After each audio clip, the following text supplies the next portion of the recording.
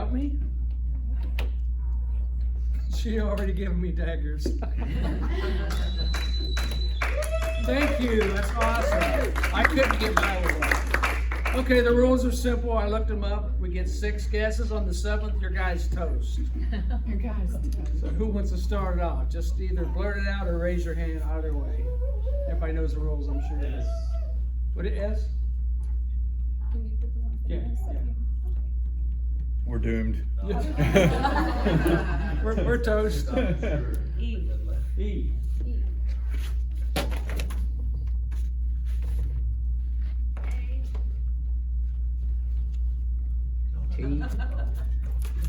I.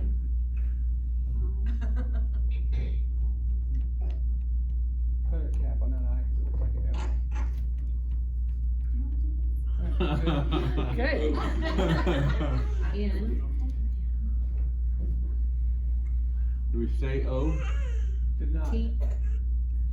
O and T, yeah. You saying O? Oh, man. You said O? Oh. Ooh. T.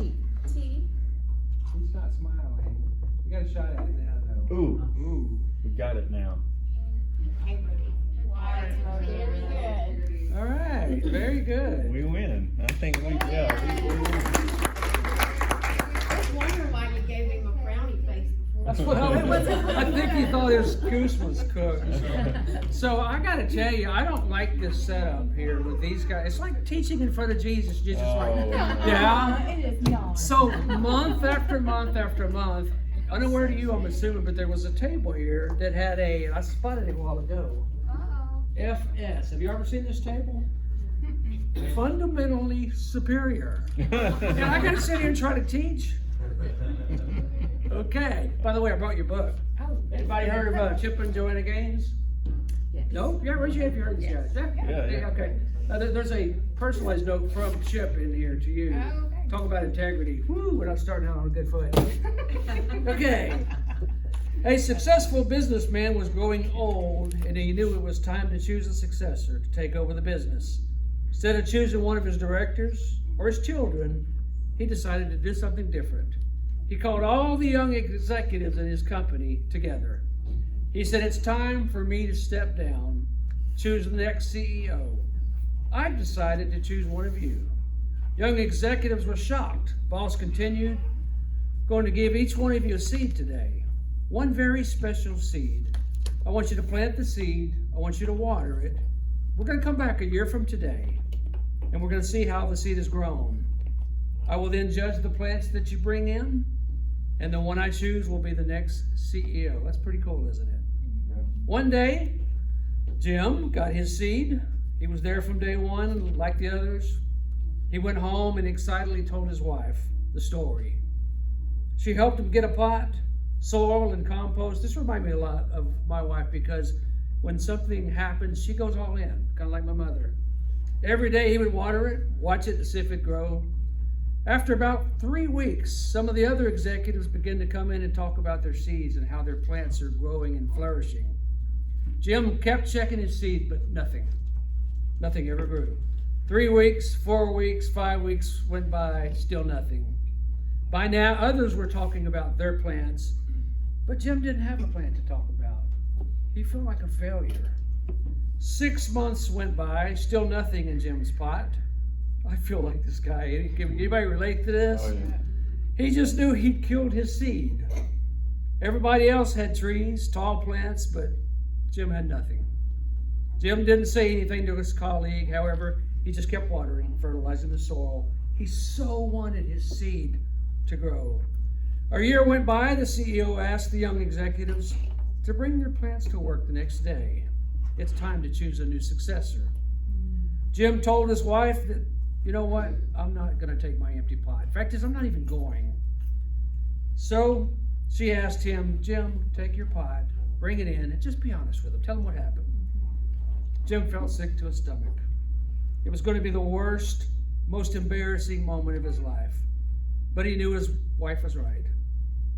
As always. Almost. Did I say that out loud? Yeah. I believe in women's intuition. I do. It just works. That's a whole lesson in itself. If you don't believe in that, that's your wife. So here goes Jim bringing his empty pot to the boardroom. Jim arrives. He was amazed at the variety of the plants that have grown by the other executives. They were beautiful, all shapes and sizes. And here Jim puts his little pot on the floor. Many of his colleagues laughed, and quite a few of them felt sorry for him. When the CEO arrived, he surveyed the room, greeted his young executives. Jim just tried to hide in the very back, as I would too. "My, what great plants, trees, flowers you have all grown," said the CEO. "Today, one of you will be my replacement. You'll be the next CEO." All of a sudden, the CEO spotted Jim in the back of the room with his empty pot. He asked Jim to come to the front of the room. Jim was terrified. He thought, the CEO knows I'm a failure. He's going to fire me. Jim got to the front. The CEO asked him, "Jim, what happened to your seed?" Jim just told him the story. CEO asked everybody to sit down except Jim. He looked at Jim and then he announced to the young executives, "Ladies and gentlemen, behold your next CEO, Jim." Jim couldn't believe it. He couldn't grow his seed. How's he going to grow this company? Then the CEO said, "A year ago, I gave everybody in this room a seed. I told you to take the seed, plant it, water it, bring it back to me a year from now, which is today. But I gave you all boiled seeds. They were all dead. It was possible for none of them to grow. All of you except Jim brought me trees, waters, plants. Beautiful, well done. When you found out the seed wouldn't grow, you substituted another one for the one I gave you.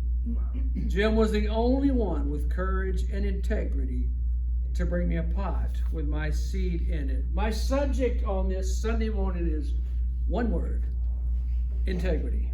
Now, I have a bunch of scriptures on the board for your perusal. I won't use any of them, but I want y'all to like me. I want to be cool like the rest of the teachers. So we got a bunch of them. They do relate. Take a picture of this, bring them home. They're all about integrity. The only scripture I'm going to use is not even on the board. Like to direct your attention to Philippians, very familiar passage of scripture, chapter 4, verse 8.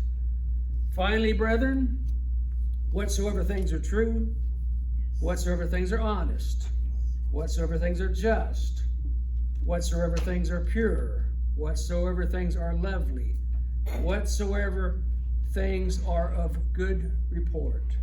If there be any virtue and any praise, think on these things." Normally I would define the word integrity, but you can't find a better definition than what I just read. That, my friend, is integrity. I don't feel qualified to teach this lesson this morning. I honestly don't. I'm just going to roll back the veneer and be honest with you. I have struggled with integrity so many times in my life. Yeah. My wife and I were very young, just got married a few years into our marriage, and we had one child. We have two. They're both well into adults. But at this stage, at this juncture, we had one child, and he was a toddler. And we decided to take him to the happiest place on earth. Where is that? Disney World. Couldn't afford it, but we went anyway. I gotta get rid of this. So here, I'm serious. Here we go to Disney World, and we get to the front gate, and it says age 3. Here's the price. Age 4, way higher than age 3. So we get to the gate, and the guy says, "How old is your child?" I said, "He's 3. Okay. You get the reduced rate. Thank you. And so we happily went on our way. So I thought. My little boy, who hadn't said anything to that point, says, "I'm 4. Oh. And the guy says, "I know, son. I felt like I was 4. My 4-year-old had more integrity than I did. And you're wondering why I'm the one teaching this lesson. My wife said, "What are you teaching Sunday?" I said, "I'm teaching on money." Because the direction I felt like we were going, the Lord was giving me some insights. And so I sat down at the keyboard, and this is what came out: integrity. You may think that it's a no-brainer why anyone would want to live an honest life. But it's apparent to me, and I assume most of you, that a life of integrity is the exception rather than the rule, especially this day and age. How many people do you know who are honest all the time? I don't see any hands in the air. We're in the right place. Some years ago, I joined a network marketing company, and the company hired a guy who was an attorney, and they said he's basically honest. I said, basically honest? Is that the best we can do? That's an oxymoron, or maybe just a moron. Military intelligence, I could give you a whole list of them. Basically honest. How'd you like to have a pastor who was basically honest? I could make a case about the morality and the righteousness of living honestly. Religious leaders have been advocated this for generations.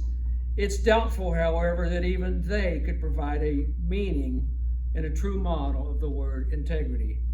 Our forefathers, George Washington, Thomas Jefferson, First Chief Justice John Jay, names that are synonymous with the spirit of our country. But if you looked at each one of them, you will see lacking of integrity. Thomas Jefferson, for example. Who likes Thomas Jefferson? I love that guy. He's huge in my mind. Our country owes him a debt that can never be repaid. However, Thomas Jefferson was an agnostic. Do you know he had his own Bible? He took the Bible and he cut everything out that he didn't like. And the results, you can get them today, are called the Thomas Jefferson Bible. That's a Bible I could probably make it to heaven on. Until I get there. And realize that that's not the way to go. Tom Stanley, the author of The Millionaire Next Door, that book single-handedly forever changed my concept of money. It's on the strength of that book that I launched my financial counseling career, The Millionaire Mind. The number one trait that most millionaires have in common is, guess what? It's on the board, people. Integrity. Thank you. Good guess. Number one trait among millionaires is integrity. That's what they all have. His sequel, The Millionaire Mind, book number 2, it goes along the same lines, integrity. I love that word, and I will spend my dying breath trying to attain that point where I have full integrity. I believe in the moral and the ethical value of the word itself, integrity. I subscribe to the theory that integrity is the very fabric of a productive society. Walk down the hallowed halls of Washington and see how much integrity we have there. Both sides of the fence. It's sad. Yeah. But I also think there are some practical and worthwhile reasons for living an impeccable life. And I jotted down a few of them. Number 1, trust. Wow, that's a big word, because I can think of, somebody asked me the other day, who's the one person in your life that you trust? It was easy. You think you said your pastor, yeah, I trust him, but I trust my wife. Mm-hmm. You know why? Because she doesn't tell all. If she told everything about me, I wouldn't be here. You would never let me get anywhere near this little area. But the same can probably be said about all of us. Am I right? Yes, sir. Truth. Yeah. In order to be successful in business or hold down a responsible job, a person must have a reputation of honesty. Resources are entrusted to people who have proven themselves as unworthy. You remember the story of the 10 talents? Mm-hmm. One was given 5, the other was given 2, and the other was given 1. The guy that was given 5, what did he do? Anybody know? Doubled. He doubled it. He had 10. The guy that was given 2, what did he do? Doubled. Doubled it. He had 4. The guy that given 1, Didn't do nothing. you know, I've thought about this story. He dug it in the ground to protect, because the master was a harsh taskmaster. Mm-hmm. I don't, you know, I struggle with that guy being cast into outer darkness. All he was trying to do was protect the investment. Yeah. But that's not how the story went. His taskmaster said, "You cast into outer darkness." And what did he give to the one? Who got it? The one with 5. Guy With with 10. the guy that had 10. He got it. Trust. Number 2, good health. I don't have any research to support this, but I'd be willing to step out on a limb and say that people who tell the truth, they're just healthier.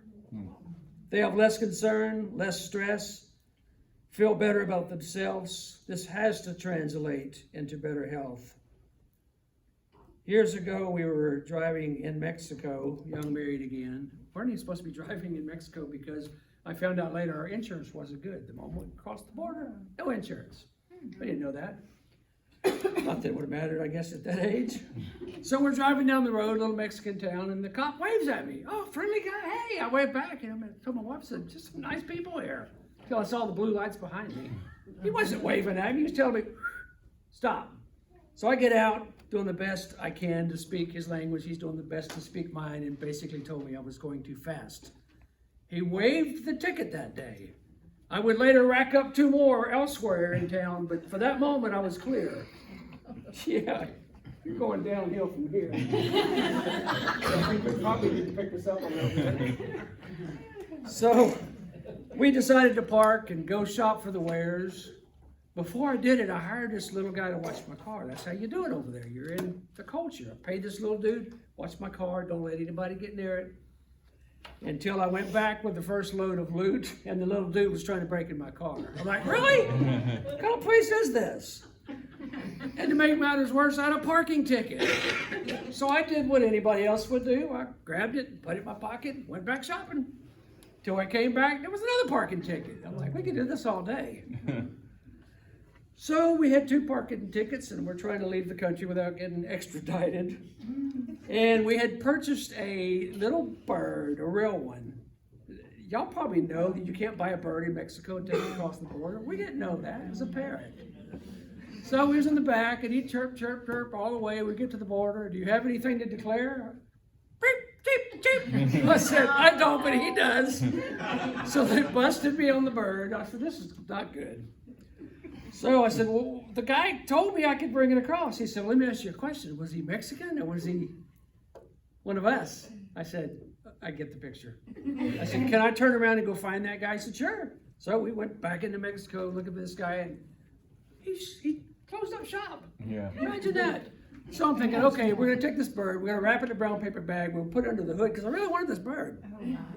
And my wife says, you can't do that. What about the God that's supposed to be inside? She said, that is not integrity. I guess you're right. So we put the bird back in the cage, and we decided to declare him, but the little dude was quiet the entire time. The guy didn't ask us, do we have to declare anything? He said, have a good day, and he waved us through.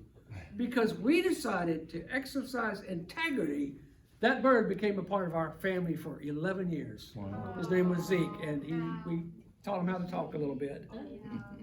Integrity, it pays, unless you try to buy a bird. Number 3, pride. I've yet to meet a liar who has any real pride in themselves.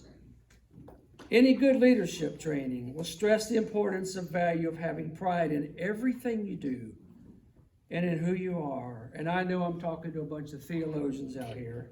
So I'm talking about pride in the good sense of the word. Mm-hmm. We Pentecostalists, to me, are so jaded because the Bible talks about pride goeth before destruction. And that is a true scripture. Yeah. But it's not an end all, one fix all. It's That's okay right. to be proud of things. That's right. You want to be proud of your children, right? Mm-hmm. Right. Yeah, absolutely. We want to have a sense of pride about everything we do. Right.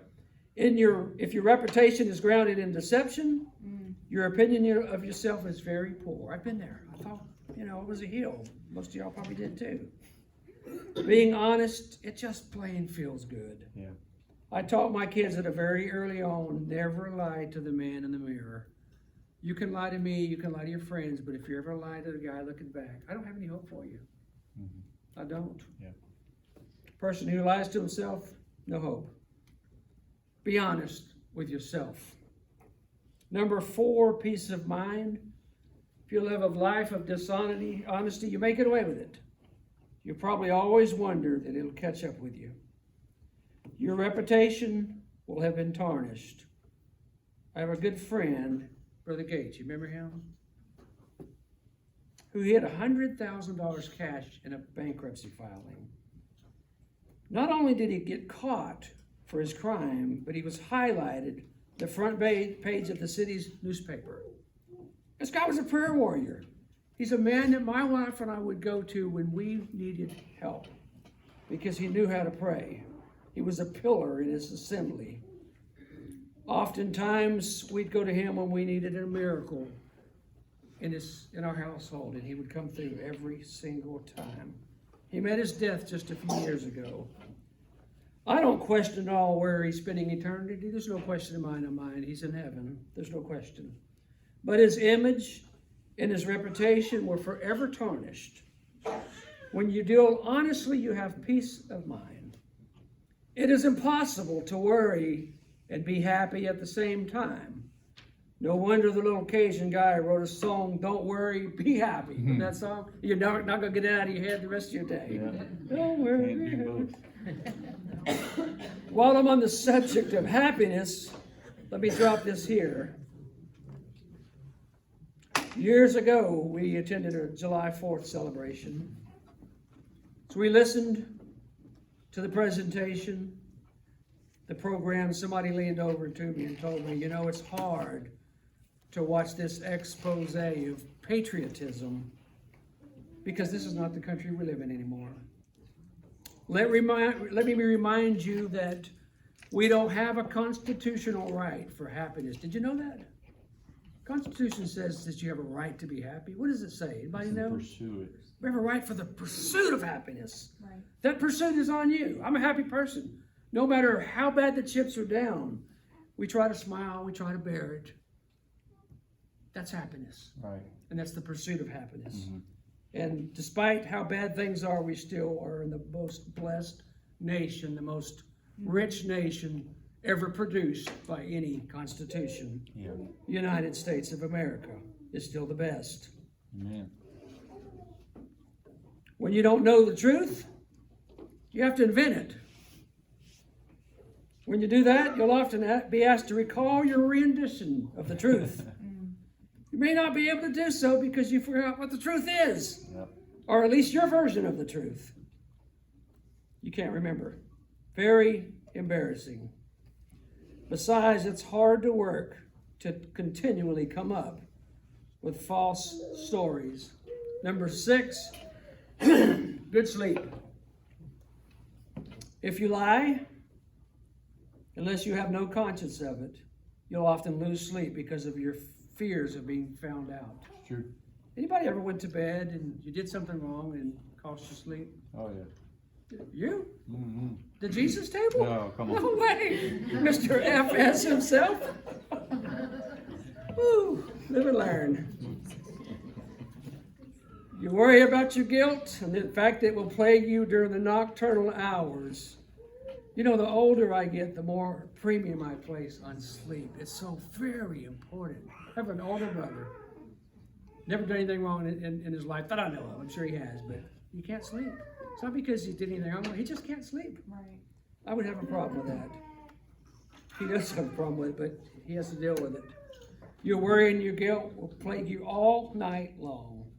Good night's sleep is one of the many pleasures that honest people generally get to keep. I don't know about you, but the older I get, the harder it is sometimes to get a good night's sleep.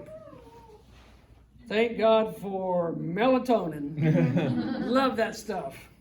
Took some last night. Sometimes you can't even sleep and you haven't even done anything wrong. Right. We used to have one of those sleep number beds. Those are pretty cool. You ever had one? I can always tell when my wife is not sleeping because she would give the compressor a workout. Up and down. Anybody know how Michael Jackson died? Anybody? Yeah. Propofol. Propofol. Yeah. He just was trying to get a good night's sleep. I'm not a Michael Jackson fan by any stretch, but everybody deserves a night's sleep. Propofol, I went, had a medical procedure not long ago, and I said, "What are you using there?" They said, "Propofol." I said, "Milk?" "Yeah." "Michael Jackson stuff?" He said, "Yeah." I said, "It's not working." He said, "Bye." Boom, that was it. I was gone. So Michael Jackson on his deathbed would say, "More milk." He just wanted to sleep. Everybody needs sleep. Confidence. Many people have excellent built-in bull detectors. Sorry, this is a family show. They know at least at some level when you're being a fake. If telling lies is your modus operandi, you know what these people will often see through your facade. Yeah. Y'all remember a few weeks ago I talked about going to the bank and asking the banker about the dollar bill? Mhm. You remember that? Yeah. And I said, the little counterfeit pen. Everywhere you go, they're always running the counterfeit pen. And I went to my banker. I said, how come you don't do it here? He said, because we recognize the real thing. When we see a fake dollar, we know it's fake. Yeah. Guess what? When you walk out there and start telling lies, you're fake. Mm-hmm. And your fakeness, it trickles its way back to the apostolic church. Yeah. And that's the sad state of events. Yeah. We don't want to do that. Yeah. There's no way to have real confidence in yourself when you're being less than truthful. People know it. I've been in the middle of telling a story that was not quite right, and I'm thinking, they're not buying it. I wasn't buying it either, but I was trying to make them buy it. I've often heard, say it again, this is the second time I've said it. If you can't baffle them with brilliance, baffle them with bull. You know what? Yeah, there's going to be a part 2. I've got way too much material. So I don't want to be presumptuous and think they'll ever invite me to come back after today, but if they do, we'll go to a part 2. So let's talk about Chuck. Chuck was a friend of mine. I worked in a meat market, and Chuck was one of the meat cutters. Chuck come in one day, and he said, man, I caught this big fish. He's that big. We're not in South Louisiana. We're in Monroe. They don't have very many big fish like that. I said, wow, Chuck, that's a big fish. He said, yeah, it really was. So later on, I'm doing my business, and there's old Chuck got somebody cornered, customer, talking about his big fish. I think it grew 3 inches just since the last story. And I watched this guy all through the day. He kept talking about his big fish, and the more day went on, the bigger the fish got. Toward the end of the day, the last time I caught him, I said, that thing that grew that big. In Monroe, Louisiana. I said, Chuck, I need to talk to you. He said, talk to me. I put my hand on his shoulder. I said, how big was that fish? Oh, he's about like that. I said, let me tell you a story, Chuck. Years ago, I was fishing off the coast of Louisiana. We were in international waters. You couldn't see the land. We were way out there. And I'm fishing, trying to anyway. I wouldn't get to bite. So I took my lantern, and I leaned over trying to see if there were any fish, and I dropped my lantern. Oh, I was so disappointed. Chuck said, yeah, that's pretty bad. I said, hang on, it gets worse. Like, downhill. So I said, 10 years later, here I am, about the same spot, off the coast of Louisiana. And I'm thinking, that's about where I dropped my lantern. I decided to go deep sea diving. And I did. Went deep sea diving. You are not going to believe what I found. My lantern. And Chuck's like, oh, come on, man. No. Chuck, there's more to the story. What? What could possibly go? I said, it was still lit. He's like, oh, come on. Who's going to believe that? I said, I'll tell you what, Chuck, you shrink that fish up a little bit and I'll blow my lantern out. Integrity. In closing, I'm actually going to let the musicians, any of them here? I usually go over, they're like, are you going to finish sometime today? You remember the song we used to sing, He's Still Working on Me? Yeah. You know the words? Mm-hmm. He's still working on me, not my notes, to make me what I ought to be. What's the next part? Took him just a week to make the moon and the stars. Sing with me. Sun and the earth and Jupiter and Mars.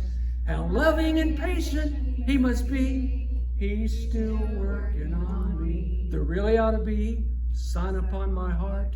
Don't judge me yet. There's an unfinished part. But I'll be perfect just according to his plans.